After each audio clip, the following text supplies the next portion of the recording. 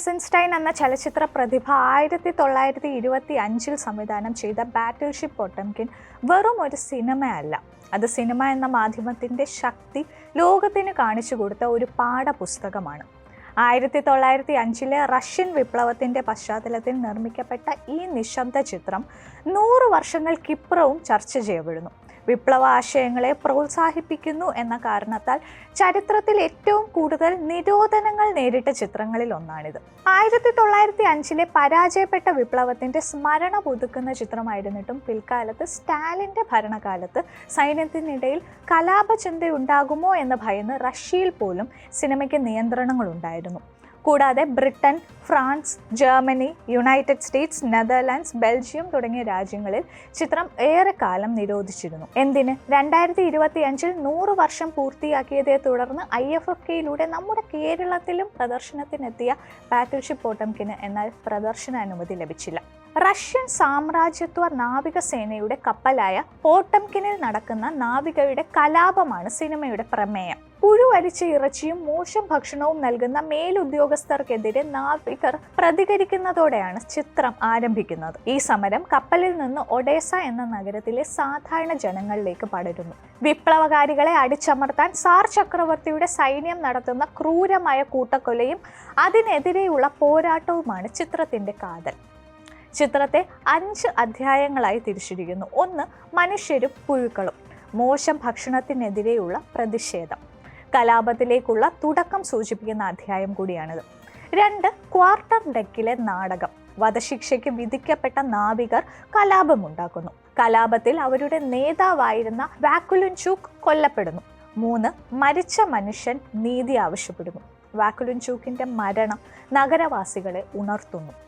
4. The Odessa steps. ചിത്രത്തിലെ ഏറ്റവും പ്രധാനപ്പെട്ട ഭാഗം എന്ന് തന്നെ പറയാം. സൈന്യം ജനങ്ങളെ കൂട്ടക്കൊല ചെയ്യുന്നത് ഇവിടെയാണ്. അവസാനത്തെ അധ്യായം സ്ക്വാഡ്രനുമായുള്ള കൂടിക്കാഴ്ച.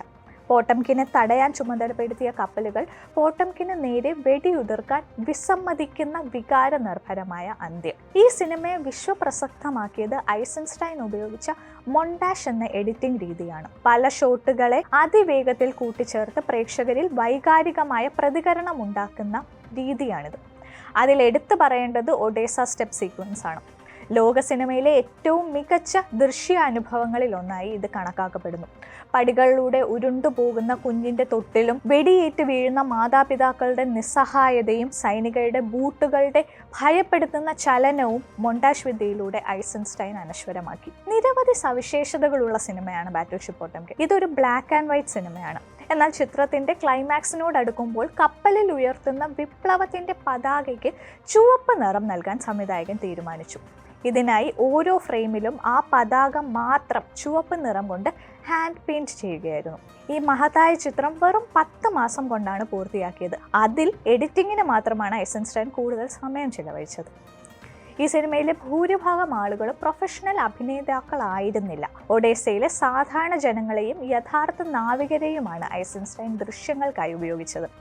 ഇത് സിനിമയ്ക്ക് കൂടുതൽ സ്വാഭാവികത നൽകി. മാത്രമല്ല, വ്യക്തിപരമായ ഒരു നായകന് പകരം ജനക്കൂട്ടമാണ് ഈ ചിത്രത്തിലെ ഹീറോ. ചിത്രത്തിലെ 6 മിനിറ്റ് മാത്രം ദൈർഘ്യമുള്ള ഒഡേസ സ്റ്റെപ്സ് രംഗത്തിൽ 150-ലധികം ഷോട്ടുകളുണ്ട്. എഡിറ്റിംഗ് എങ്ങനെ ഒരു പ്രേക്ഷകന്റെ ഹൃദയമിടിപ്പ് വർദ്ധിപ്പിക്കുമെന്ന് പഠിപ്പിക്കാൻ ഇന്നും ഫിലിം സ്കൂളുകളിൽ ഈ രംഗം കാണിക്കാറുണ്ട്. സോവിയറ്റ് യൂണിയന്റെ വിപ്ലവ പ്രൊപ്പഗാൻഡ ആയിട്ടാണ് ഈ ചിത്രം നിർമ്മിക്കപ്പെട്ടത്. എന്നാൽ കാലക്രമേണ ഇതിലെ സാങ്കേതിക മികവ് കാരണം ചിത്രം ലോകത്തിലെ ഏറ്റവും മികച്ച കലാരൂപങ്ങളിൽ ഒന്നായി അംഗീകരിക്കപ്പെട്ടു. ബ്രിട്ടീഷ് നാവികസേനയിൽ ഈ ചിത്രം കലാപമുണ്ടാക്കുമെന്ന് ഭയന്ന് ഏകദേശം 30 വർഷത്തോളം ബ്രിട്ടൻ ഈ ചിത്രം നിരോധിച്ചിരുന്നു. സിനിമയുടെ കരുത്ത് കണ്ട് ഭരണകൂടങ്ങൾ ഭയന്ന ചരിത്രപരമായ നിമിഷമായിരുന്നു അത്. ഈ ചിത്രത്തിലെ ഐതിഹാസികമായ ഒഡേസ സ്റ്റെപ്സ് രംഗം പിൽക്കാലത്ത് നിരവധി ലോകോത്തര സിനിമകൾക്ക് പ്രചോദനമായിട്ടുണ്ട്. ബ്രയൻ ഡി പാൽമയുടെ ദി അൺടച്ചബിൾസ് എന്ന ചിത്രത്തിലെ റെയിൽവേ സ്റ്റേഷൻ സീൻ ഇതിനൊരു മികച്ച ഉദാഹരണമാണ്. കൂടാതെ ഫ്രാൻസിസ് ഫോർഡ് കൊപ്പോളയുടെ ദി ഗോഡ് ഫാദർ, ടെറി ഗിലിയാമിൻ്റെ ബ്രസീൽ, ജോർജ് ലൂക്കാസിൻ്റെ സ്റ്റാർ വാർസ്, ഡെനിസ് വൽന്യൂവിൻ്റെ ഡ്യൂൺ തുടങ്ങിയ സിനിമകളിലും ദി സിംസൺസ് പോലുള്ള ടെലിവിഷൻ പരമ്പരകളിലും ഈ ചിത്രത്തോടുള്ള ആദരസൂചകമായി സമാനമായ ദൃശ്യങ്ങൾ ഉൾപ്പെടുത്തിയിട്ടുണ്ട്. ഒരു നിശബ്ദ ചിത്രം എന്ന പരിമിതിയെ മറികടന്ന് 100-ലധികം വർഷങ്ങളായി ആഗോള സിനിമാ സംസ്കാരത്തെയും വിപ്ലവ ചിന്താഗതികളെയും സ്വാധീനിക്കാൻ ഈ ചിത്രത്തിന് കഴിയുന്നു എന്നതാണ് ഇതിൻ്റെ രാഷ്ട്രീയ പ്രസക്തി. സിനിമ ഒരു കലാരൂപം എന്ന നിലയിൽ വളർന്നതിൽ ബാറ്റിൽഷിപ്പ് പൊട്ടംകിൻ വഹിച്ച പങ്ക് വളരെ വലുതാണ്. എഡിറ്റിങ്ങിന് ഒരു സിനിമയിൽ എത്രത്തോളം പ്രാധാന്യമുണ്ടെന്ന് ഈ ചിത്രം തെളിയിച്ചു. ആൽഫ്രഡ് ഹിച്ച്കോക്ക് മുതൽ സ്റ്റീവൻ സ്പീൽബർഗ് വരെയുള്ള പല ആധുനിക സംവിധായകരും ഈ ചിത്രത്തിൽ നിന്ന് പ്രചോദനം ഉൾക്കൊണ്ടിട്ടുണ്ട്. സിനിമയെ ഗൗരവമായി കാണുന്ന ആരും കണ്ടിരിക്കേണ്ട ഒരു ക്ലാസിക് വിരുന്ന് തന്നെയാണ് ബാറ്റിൽഷിപ്പ് പൊട്ടംകിൻ. കൂടുതൽ വാർത്തകൾക്ക് news 18 Keralam YouTube channel subscribe ചെയ്യുക.